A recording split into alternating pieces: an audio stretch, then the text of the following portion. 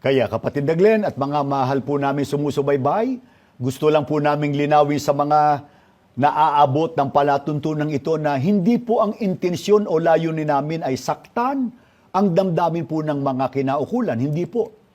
A few moments later. O tatanungin kita, anong religion yun? Katoliko po. Katoliko, Opo. sapagkat alam ng nakararami, hindi debatable. Opo. Pagka nagsasign of the cross, karaniwan, yun ang sign ng pagiging Katoliko. Kaya kapatid na Glenn, anong masasabi natin? Kaya mga kaibigan po namin, ang Iglesia Katolika Apostolika Romana ay hindi po relihiyong itinatag ng ating Panginoong Hesukristo, kundi ito po ay resulta ng pagtalikod sa pananampalataya ng mga unang alagad ng ating Panginoong Hesukristo. Hindi lang yan ang babaguhin niya sa Katoliko. Hindi ikaliligtas ang pananatili po sa loob ng simbahang Katoliko. Even to destroy the Bible. But the Catholics, they remove the idol one. 1 plus 1 plus 1, ano naging iisa? Kung ang tanda ng Diyos ay Sabat, ang tanda ng Beast ay Sunday. Yan ang kahulugan nun, palpak master. Ako po si Kabornok at ako ang inyong taga-Sony. Sa puntong ito ng ating programa, kung hindi ka pa nakasubscribe, pakiclick po ng subscribe button at ang notification bell para updated po tayo sa ating mga susunod na videos. Kaya, let's go at simulan na natin!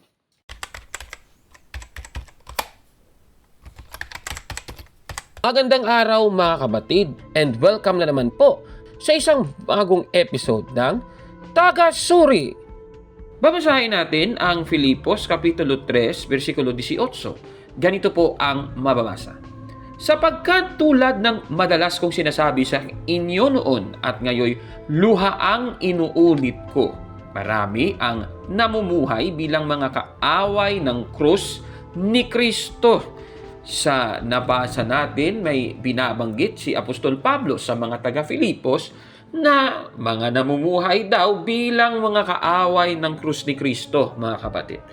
At dito, sa talatang ito, nagpapatunay talaga na marami po ang kaaway ng krus ni Kristo. At tandaan natin, kahit nga si Apostol Pablo, kanya pong ipinagmamalaki ang krus ng ating Panginoong Hesukristo na siyang mababasa sa Galatia 6:14, mga kapatid. Talagang ipinagmamalaki ni Apostol Pablo ang krus ng ating Panginoong Hesukristo at isa nga sa paraan ng mga Katoliko para ipagmalaki ang krus ni Kristo ay sa pamamagitan ng pag-aantanda ng Santa Cruz, mga kababayan. Kaya sa ating episode ngayon, tatalakayin natin ang isang video ng mga ministro ni Manalo na tinalakay ang tungkol sa pagtalikod daw ng iglesia na itinayo ng ating Panginoong Hesukristo. Ito, panoorin natin ang dalawang ministro, mga kapatid. Kapatid na Michael, ipinakilala rin po ba ng Biblia ang mga taong naitalikod ng mga paring Katoliko? Ipinakilala rin, kapatid na Glenn, Opo. gaya ng nalalaman ninyo. Dito po sa aklat ng Apokalipsis 13:16. At ang lahat, maliliit at malalaki, at mayayaman at mga dukha, at ang mga laya at ang mga alipin ay pinabigyan ng isang tanda sa kanilang kanang kamay o sa noo.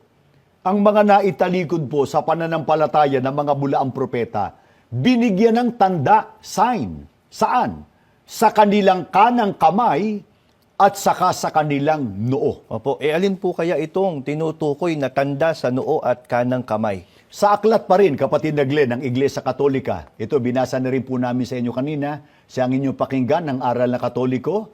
Dito naman po sa pahina 11, ganito ang ating matutunghayan. Ang tanda ng Santa Cruz. Ang tanda ng Santa Cruz ay siyang tanda ng taong Katoliko.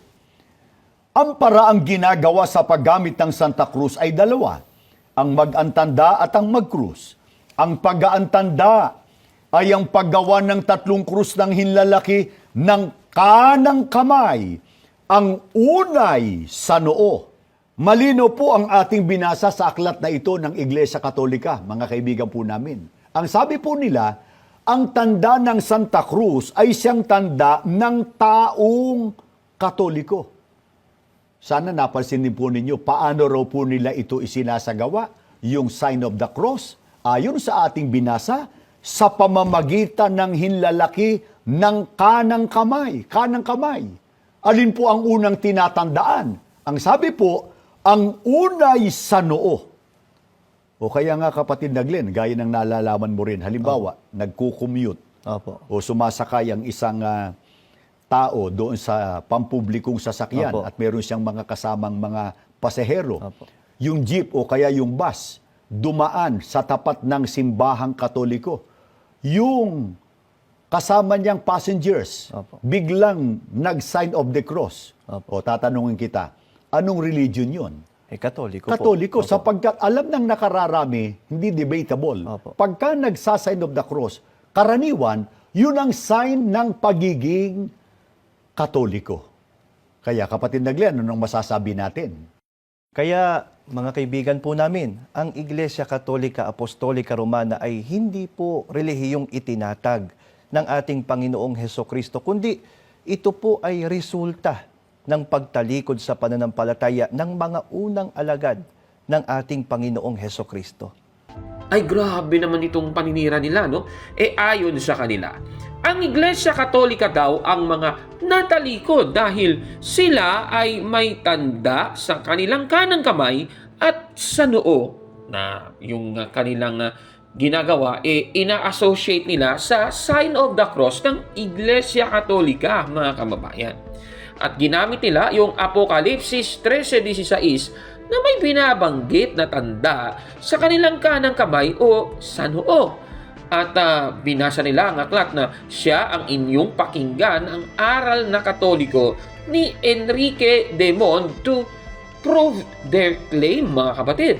Tanong, totoo ba ang kanilang mga sinasabi, mga kapatid?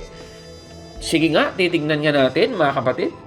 Sige, balikan natin yung talata na kanilang binasa. Apokalipsis 13:16. Doon sa kanilang binasang talata, yung sabi doon, sa kanilang kanang kamay o sa noo. Yan ang nakasulat. Yan po. Yan talaga.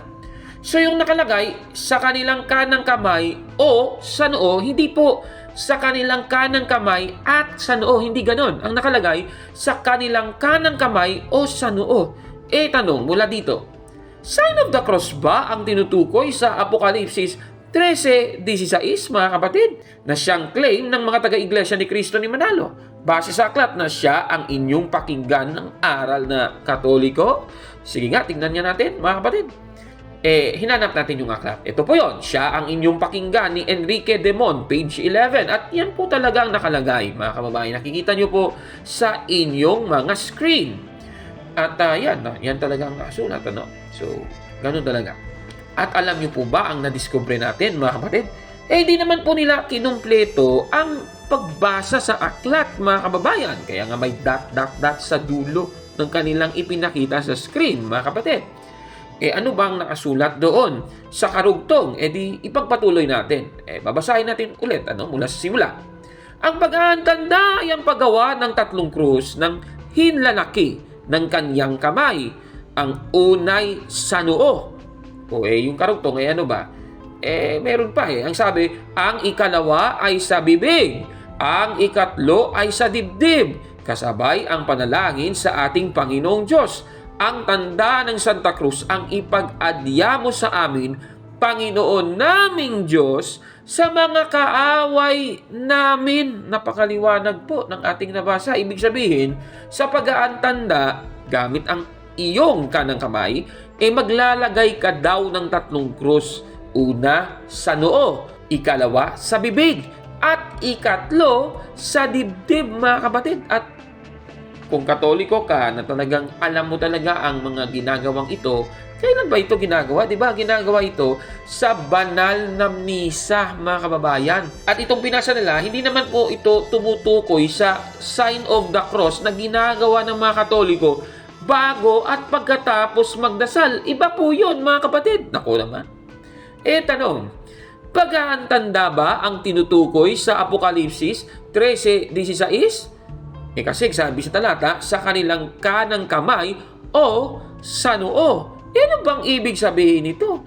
Pinapalitaw kasi ni Michael Sandoval na yung nakasulat na sa kanilang kanang kamay o sa noo ay parehas doon sa phrase na sa kanilang kanang kamay at sa noo, na yan po talaga ang pinagbabatayan ng kanilang aklat na binasa. Titingnan natin, mga kapatid. Magkaiba ba ang phrase na ito sa kanang kamay at sa noo at saka yung sa kanang kamay o sa noo? Titingnan natin yan. Ang salitang at o sa Ingles ay and, at ang salitang o sa Ingles naman ay or. Yan po. Parehas ba yun o magkaiba? Kasi sa dalawang phrases, yun lang yung pagkakaiba ng dalawang phrases, yung salitang at yung salitang o, mga kapatid. Kung sa Ingles nga, sa New Revised Standard Version ang nakalagay, the right hand or the forehead. Kaya nga sa kanilang kanang kamay o sa noo. Kasi nga sa Ingles, the right hand or the forehead. Parehas ba ito sa isa pang phrase na the right hand and the forehead? Susuriin natin yan, mga kababayan. Sige, gagamitin natin ang aklat, A Practical Grammar of the English Language ni Edward Hazen, page 172.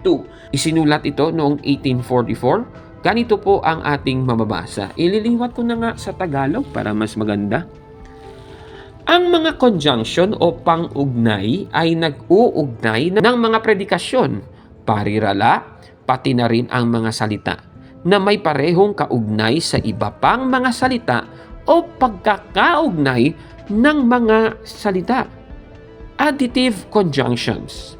Halimbawa, and, as well as, also, likewise, to, that, farther, further, furthermore, besides, nay, moreover. Ang mga conjunction na ito ay nagpapahiwatig ng karagdagan sa maaaring nauna. So yung salitang and, o sa Tagalog ay at, ito pala ay ginagamit para idagdag ang pangalawang salita sa unang salita, mga kababayan. Mula po sa phrase na sa kanang kamay at sa noo, yung pangalawang set ng salita sa noo. Ito idadagdag mo doon sa unang mga salita sa kanang kamay. Yung salitang at dito, ibig sabihin, nagpapahiwatig na ang kanang kamay at yung noo, sabay po na nilalagyan, mga kapatid. Kasi nga, additive conjunction, yung nasa gitna, yung salitang at, klarong-klaro naman po yan. Sa paghahantanda, naglalagay ka ng krus gamit ang hinlalaki ng kanang kamay doon sa noo, mga kababayan. So, ibig sabihin, magkakasabay na ginamit yung kanang kamay at yung noo dito. At dahil dito, ito ang akmang phrase para sa nasabing gawain, yung pag-aantanda. So, ibig sabihin, sa pag-aantanda, dapat yung phrase sa kanang kamay at sa noo. Ang problema, yung nasa Apokalipsis 13:16, yung nakalakay doon, sa kanilang kanang kamay o sa noo, hindi po at sa noo. Naku naman, napakaliwanag po niyan, mga kapatid. Ngayon, yung phrase na nasa Biblia, nasa Apokalipsis 13:16 na sa kanilang kanang kamay o sa noo, ano ba ang ibig sabihin nito? Sige nga, tignan niyo natin. Pabalikan natin ang aklat at ipagpapatuloy ang pagbasa. Alternative conjunctions, halimbawa, or, nor, else, otherwise. Ang mga conjunction na ito ay nagpapahiwatig ng alternatibo sa maaaring nauna o sa kasunod pa.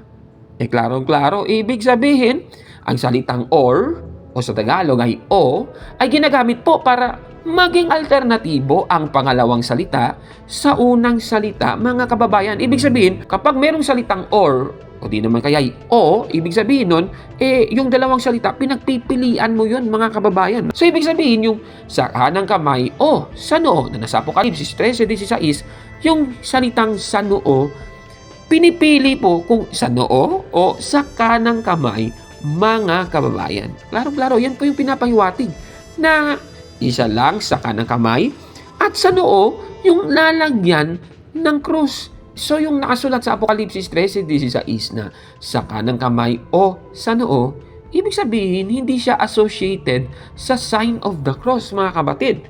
Katunayan, sa pag-aantanda, hindi ka naman naglalagay ng krus sa kanang kamay, kundi ginagamit ang hinlalaki ng kanang kamay para lagyan ng krus ang noo. Napakaliwanag po niyan. Katunayan, mababasa natin yan sa May Catholic Faith ni Most Reverend Louis Laravuair Moro sa page 392. Ang sabi dito, eto, small signs of the cross are made with the thumb of the right hand, o kanang kamay, on the forehead. Klarong-klaro, sa noo. So maglalagay ka ng krus gamit yung hinlalaki ng kanang kamay mo sa noo. Napakaliwanag po niyan. Ibig sabihin, base po sa ating tinalakay, ang pari na lang sa kanilang kanang kamay o sa noo na sa Apokalipsis 13:16 ay hindi po parehas nung gustong ipalitaw ni Michael Sandoval, at yan naman ang ginagawa sa pag-aantanda ng Santa Cruz na sa kanilang kanang kamay at sa noo. Magkaiba po yun, mga kababayan. Ibig sabihin, hindi po pag-aantanda ng Santa Cruz ang tinutukoy sa Apokalipsis 13:16. Napakaliwanag. Kaya hindi po mapapatunayang ang Iglesia Katolika ang natalikod sa pananampalataya dahil sa sign of the cross, mga kapatid. Hindi ganun yun. Kaya sa sinasabing ito ng dalawang ministrong ito, Sana napansin din po ninyo paano raw po nila ito isinasagawa, yung sign of the cross. Ayon sa ating binasa, sa pamamagitan ng hinlalaki ng kanang kamay. Kanang kamay. Alin po ang unang tinatandaan? Ang sabi po, ang unay sa noo. O kaya nga, kapatid na Glenn, gaya ng nalalaman mo rin, halimbawa, nagkukommute o sumasakay ang isang tao doon sa pampublikong sasakyan at meron siyang mga kasamang mga pasahero. Yung jeep o kaya yung bus, dumaan sa tapat ng simbahang Katoliko. Yung kasama niyang passengers, biglang nag-sign of the cross. O tatanungin kita, anong religion yun? Katoliko po. Katoliko, sapagkat alam ng nakararami, hindi debatable. Pagka nagsa-sign of the cross, karaniwan, yun ang sign ng pagiging Katoliko. Kaya kapatid na Glenn, anong masasabi natin? Kaya mga kaibigan po namin, ang Iglesia Katolika Apostolika Romana ay hindi po relihiyong itinatag ng ating Panginoong Hesukristo, kundi ito po ay resulta ng pagtalikod sa pananampalataya ng mga unang alagad ng ating Panginoong Hesukristo. Busted! Yan! Mali yan! Tapos, sa lagay nito, hindi pa raw sila naninira daw. O eto, panoorin natin. Kaya kapatid na Glenn at mga mahal po namin sumusubaybay, gusto lang po naming linawin sa mga naaabot ng palatuntunan ito na hindi po ang intensyon o layunin namin ay saktan ang damdamin po ng mga kinaukulan. Hindi po. Ang inihahayag lang po namin ay ang mga katotohanan na itinuturo po ng Biblia o ng mga salita ng Panginoon Diyos. Kung ano ang naging kasaysayan ng Iglesia na itinayo ng ating Panginoong Sukristo noong unang siglo. Ikaw, naniniwala ka ba na sila ay hindi naninira? Nako naman. Ngayon, ang tanong, Iglesia Katolika ba talaga ang tinutukoy sa binasa nila Apokalipsis 13:16? Susuriin natin yan. Ang gagawin natin, babasahin natin muli ang talata. Tapos itutuloy natin sa versikulo 17. Ganito po ang ating mababasa. At ang lahat maliliit at malalaki at mayayaman at mga dukha at ang mga laya at ang mga alipin ay pinabigyan ng isang tanda sa kanilang kanang kamay o sa noo, at nang huwag makabili o makapagbili ang sinuman, kundi siyang mayroong tanda sa makatuwid ay ng pangalan ng hayop o bilang ng kaniyang pangalan. Dito po sa nabasa natin, base sa mga talatang ito, ang may tanda lamang ang makakabili. Klarong-klaro po yan, mga kababayan. May mga narinig ka na bang mga binibenta na Katoliko lang ang nakakabili dahil nag-aantanda sila? Wala namang ganun mga kababayan. Nako naman. Kaya hindi po mag-aantanda ang tinutukoy sa Apokalipsis 13:16. Hindi sign of the cross yun. Nako naman, kawawa naman. Wala ka namang naririnig na produkto na yung pwedeng bumili nun, mga Katoliko lamang dahil sila lang ang nag-aantanda. Nako naman, grabe naman yan. Kaya hindi po mapapatunayan na ang Iglesia Katolika ang natalikod sa pananampalataya dahil sa sign of the cross, mga kapatid. Ano po masasabi ninyo sa ating episode ngayon? Comment down below mga kababayan.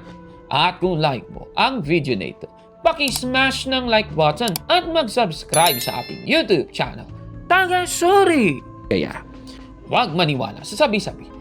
Check muna kung fact nga talaga. Hanggang sa susunod na episode. Ako po si Kaborlok at ako ang inyong Tagasuri!